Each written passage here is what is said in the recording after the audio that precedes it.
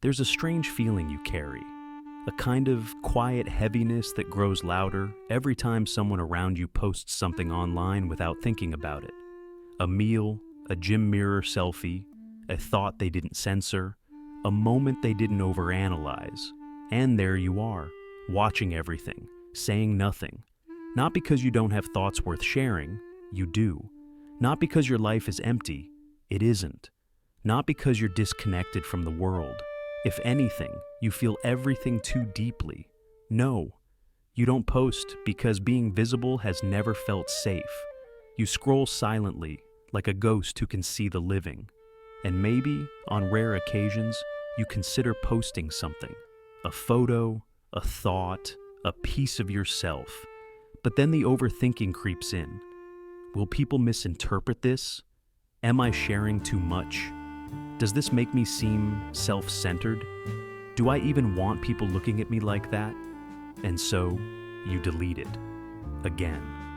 It's strange, isn't it? Somehow, the less you share, the more exposed you feel. The quieter you stay, the louder your thoughts become. This is the core paradox of people who don't post on social media. The very silence that once protected you is now becoming the thing that isolates you. You learn to stay invisible to survive, but now invisibility keeps you unanswered, misunderstood, unseen in the places where everyone else seems to scream their existence. You became self-contained out of necessity. You became minimal out of fear. You became private out of exhaustion. But deep down, you know this. You didn't choose silence because you're empty.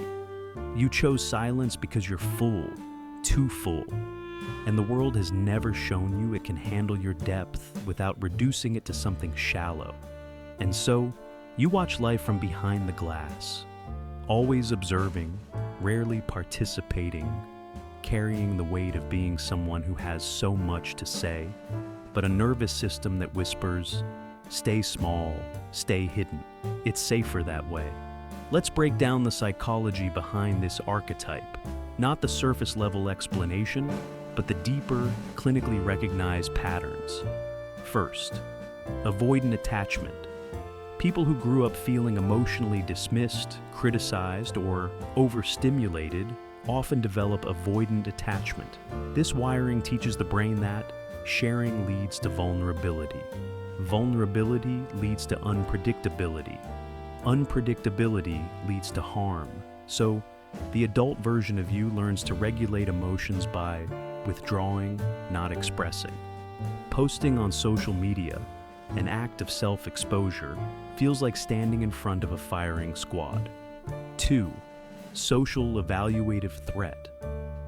This is a well-researched phenomenon in neuroscience.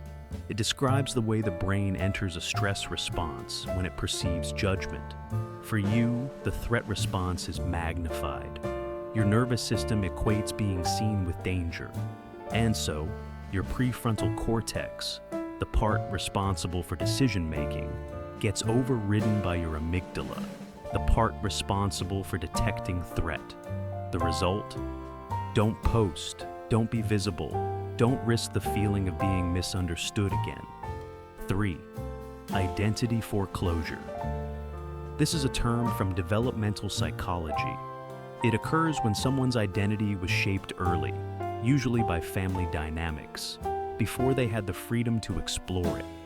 If you were taught to be the quiet one, the responsible one, the unnoticed one, the one who doesn't draw attention, then posting feels like a violation of your assigned role. You're not just uploading a photo, you're challenging the identity you were told to inhabit, a metaphor to tie it together. Imagine a garden enclosed by a tall stone wall. Inside it, the plants grow quietly, beautifully, untouched by wind or judgment. But here's the catch. The wall was built not for beauty, but for protection.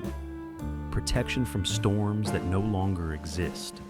People who don't post on social media often feel like this garden, growing internally, thinking deeply, feeling intensely, but surrounded by the walls built in childhood, reinforced in adolescence, and perfected in adulthood. There is a price to this silence, a very subtle kind of loneliness. Not the loneliness of being unloved, but the loneliness of being unmirrored. You see, humans don't just need to be liked. We need to be witnessed. We need to feel that our existence ripples outward in some way. But when you hide, your life leaves no wake. Your memories go undocumented. Your victories pass silently. Your personality becomes a private planet no one can visit. And maybe there is grief there, a quiet grief that builds like sediment. Carl Jung once wrote, "The privilege of a lifetime is to become who you truly are." But how do you become who you are? When you've spent so many years surviving by not being anything too noticeable, the emotional cost grows in layers. The fear of vulnerability, the fear of judgment, the fear of misinterpretation, the fear of being mocked, the fear of being seen when you're not ready, the fear of being unseen when you finally dare to show up.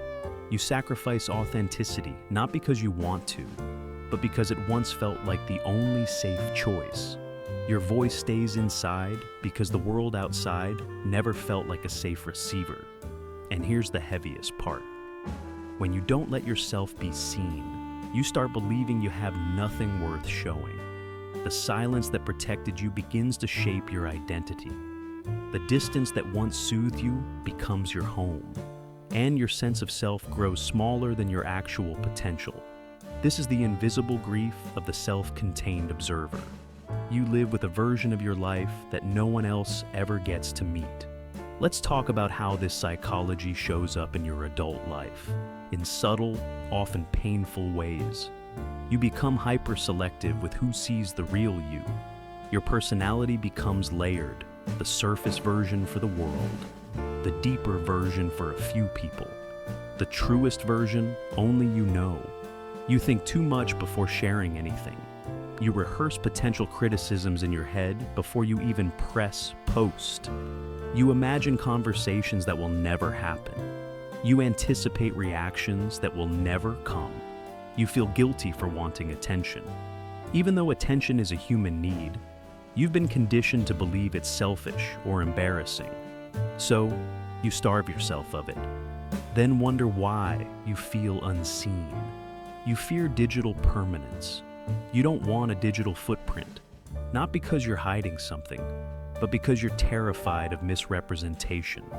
You avoid vulnerability in relationships.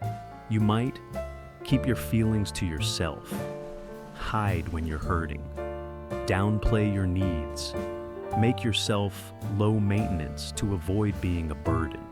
But underneath that calm exterior is a heart that feels everything. You become the observer in every social situation, at parties and conversations and group chats. You stay on the edges, analyzing, absorbing, watching. Not because you're bored, but because observation feels safer than participation. These are coping strategies, not your personality. You weren't born private. You crafted privacy as a shield. You didn't choose silence. Silence chose you as a survival mechanism. But now, as an adult, the very strategies that helped you survive are keeping you disconnected from others, from opportunities, and from the full expression of who you are. The first step of unlearning is witnessing the pattern, not judging it, not shaming yourself, just saying, I stayed hidden because I needed safety, but now I need connection. Healing begins when you stop treating your privacy as a personality trait and start acknowledging it as a wound that once kept you safe. The path forward isn't about posting more. It's not about forcing visibility or manufacturing vulnerability. It's about slowly expanding the parts of yourself that you've kept locked away. Healing practices. First, inner child, reparenting. Ask yourself, what part of me learned that being seen was dangerous? That version of you deserves safety, not silence. Second, shadow work.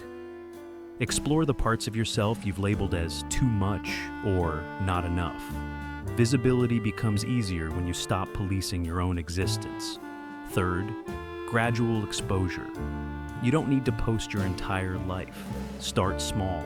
A thought, a moment, a piece of your world, not for validation, but for permission. Fourth, choosing softness. Softness isn't weakness. Softness is the courage to show your humanity without apologizing for it. A final thought. Nietzsche once said, "You must have chaos within you to give birth to a dancing star." Your silence has never meant emptiness. There is a universe inside you, one that has been observing from the shadows, waiting for permission to breathe. You don't have to become loud. You don't have to perform. You don't have to turn your life into content. But you deserve to exist in the world without shrinking.